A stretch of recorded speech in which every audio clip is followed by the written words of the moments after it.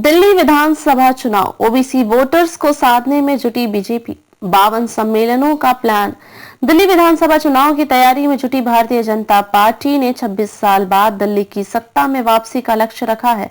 इसके लिए पार्टी ने हरियाणा और महाराष्ट्र मॉडल को अपनाते हुए ओबीसी अन्य पिछड़ा वर्ग वोटरों को गोलबंद करने की रणनीति बनाई है।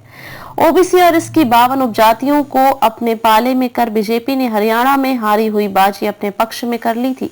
अब वही रणनीति दिल्ली में लागू की जा रही है। पार्टी ने 11 दिसंबर से ओबीसी समुदाय और उसकी उपजातियों के साथ बैठकें शुरू कर दी हैं।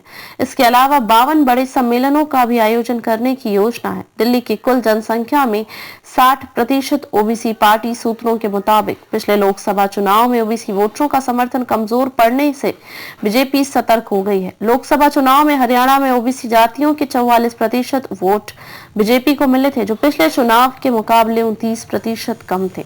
वहीं कांग्रेस ने 51% ओबीसी वोट हासिल कर बढ़त बनाई थी। इसके बाद हरियाणा और महाराष्ट्र विधानसभा चुनाव में भी बीजेपी ने ओबीसी जातियों को एकजुट करने की रणनीति अपनाई। पार्टी ने मराठा ध्रुवीकरण के मुकाबले पिछड़ी जातियों को संगठित किया और राजनीतिक स्तर पर प्रयास तेज किए।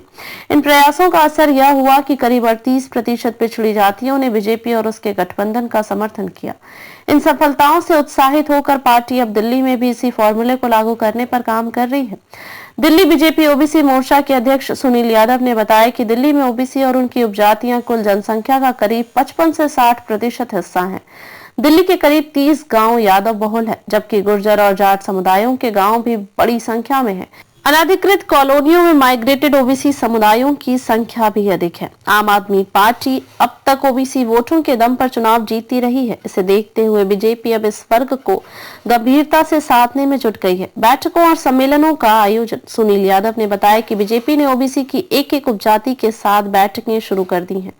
पहली बैठक 11 दिसंबर को प्रदेश कार्यालय में आयोजित हुई, जिसमें पाल और बघेल समुदाय के लोगों के साथ बैठक हुई। इस बैठक में केंद्रीय मंत्री एसपी सिंह बघेल भी मौजूद रहे। 12 दिसंबर को सोनार और वर्मा समुदाय के साथ बैठक है। हर बैठक में संबंधित समुदायों के प्रमुख बीजेपी नेता शामिल हो रहे हैं। इस तरह से 50 से अधिक बैठकें आयोजित करने का प्लान है। बाहरी दिल्ली के जीटी करनाल रोड पर भी ओबीसी समुदाय के लोगों के साथ सम्मेलन किया गया। कुल 52 बड़े सम्मेलन का प्लान है।